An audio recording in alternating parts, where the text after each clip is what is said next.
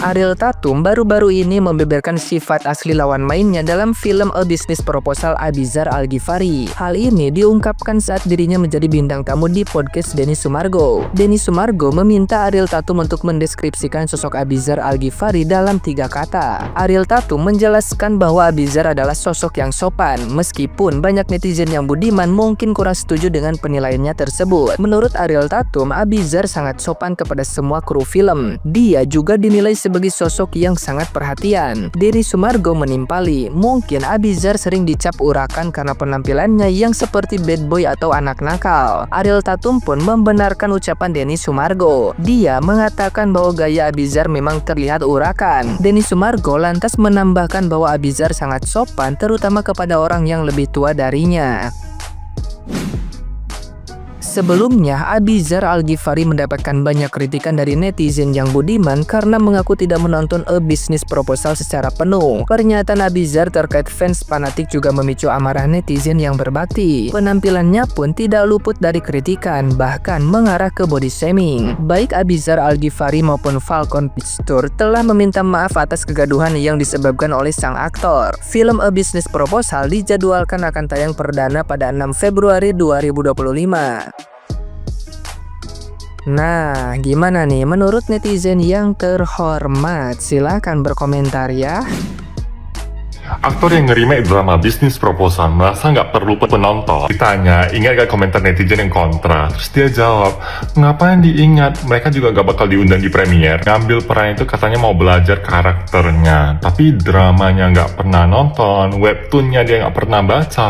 Dia mau belajar dari apa gitu. Terus sebelumnya dia juga bilang mau membangun karakter itu sendiri. Bang, kau remake bang. Ini drama remake. Dan dibilangnya pula penggemar drama Korea itu fans fanatik. Kau mau berharap yang nonton kau itu siapa? Kau meremake drama Korea, webtoon dari Korea. Kalau nggak fans fanatik ini yang menonton, siapa lagi yang menonton? Mungkin sebaiknya mic itu agak dijauhkan ya bang dari mulutmu itu. Karena yang keluar dari mulutmu selalu kayaknya nggak benar. Kayak makin memperkeruh suasana aja. Abang kayak menggali kuburan sendiri.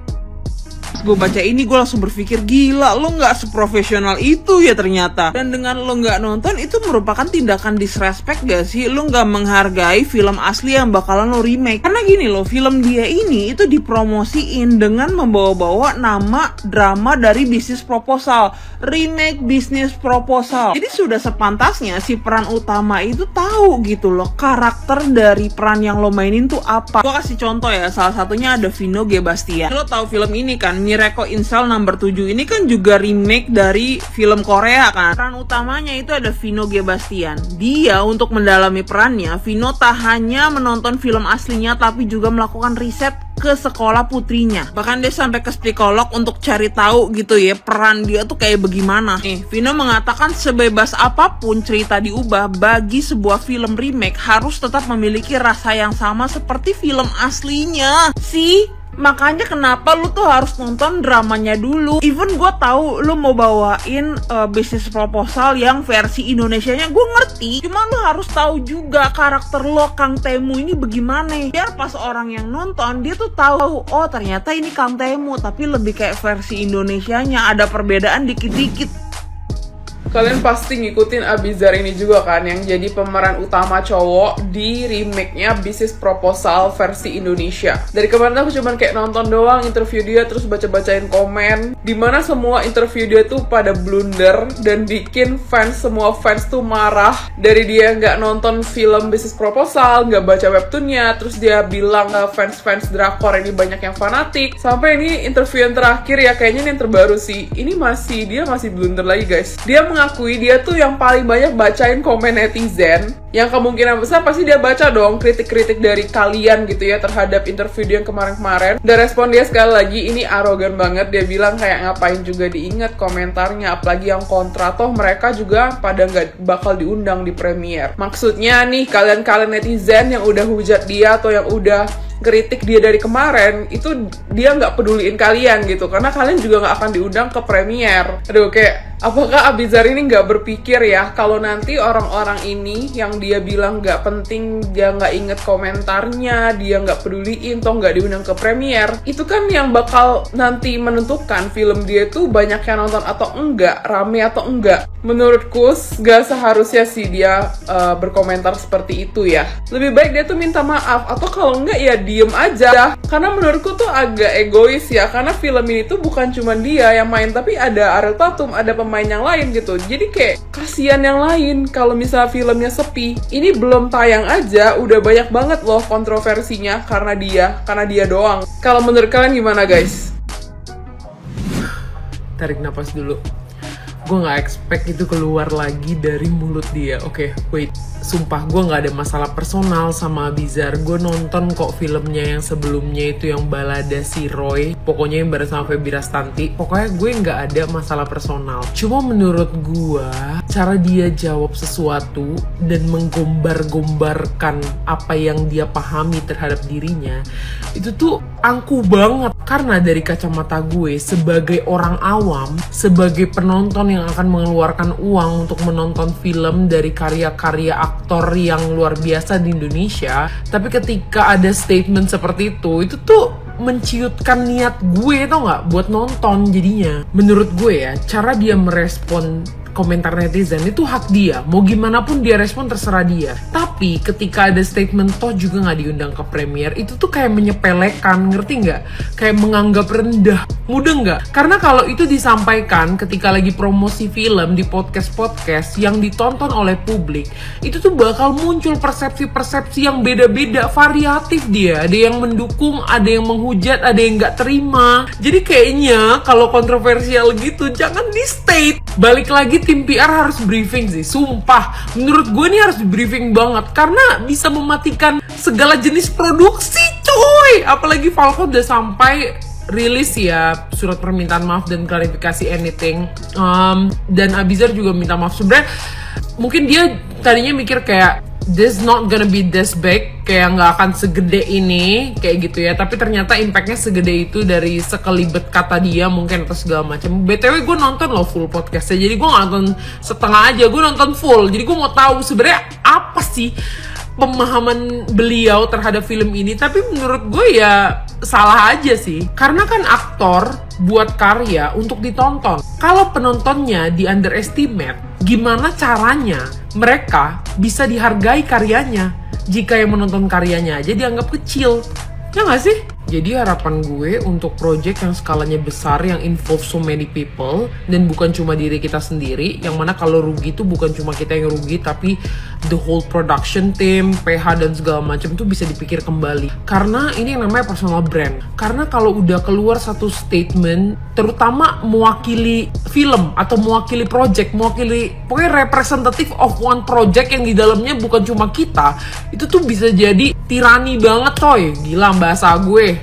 Ya itu aja sih, pokoknya harus di briefing lagi sih menurut gue. Karena jujur kalimatnya sih gue mendengarnya aja kayak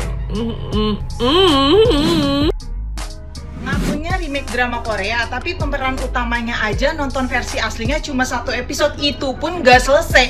Dikatain sama netizen, malah ngatain balik fans fanatik. Siapa lagi kalau bukan Abizar. Mari kita bahas aktor pemula ini yang sebenarnya cocok nge-remake film Mahabharata.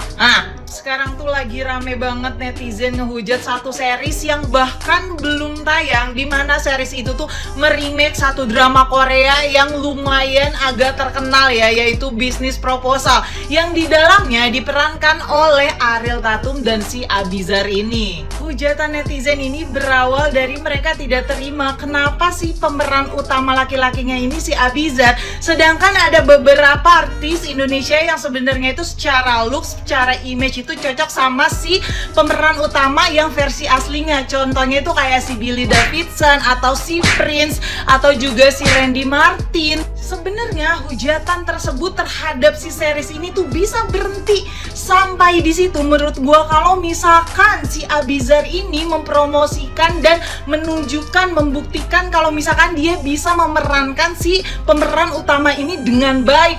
Tapi ternyata banyak statement-statement dia yang sangat amat blunder, guys.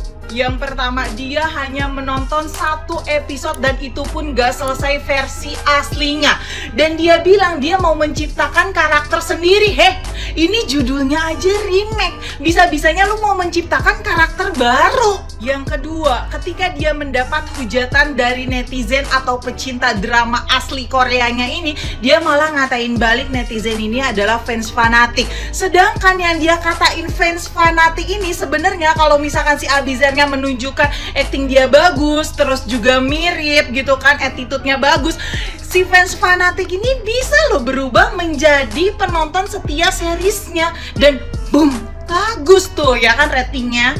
Statement ketiga dia yang bikin makin blunder ketika dia ditanya nih, inget nggak head comment jenis apa nih yang lu udah dapat selama ini? Dan lu tahu dia jawab apa? Nggak sih, nggak gue inget, lagian juga mereka nggak akan diundang di gala premier. Kagak diundang, kagak juga nonton series lo, Bukannya apa, Abizar? Bukan lu yang gua kasihanin. Lu lihat noh, kecintaan gua Ariel Tatum. Gua rasa sekarang dia bukan Ariel Tatum, tapi Ariel Tantrum. Kayak kasihan banget Ariel Tatum gue gitu. Dia menjadi tulang punggung series ini gitu. Dia sangat amat sibuk menyapu statement-statement lu, Abizar. Oh ya, gue saranin lu belajar sama Biowan ya kan. Orang-orang pada nyangka dia make karena saking kurusnya. Ternyata boom, dia itu mau bikin film baru. Lo disuruh nonton versi aslinya aja cuma berapa? 16 atau 20 gue nggak tahu karena gue juga nggak nonton. Males lu. Udah, kata gue kalau misalkan lu nanti diajak preskon lagi, lain kali lu bilang sakit, ada keperluan keluarga, biar kagak makin blunder. Astagfirullah.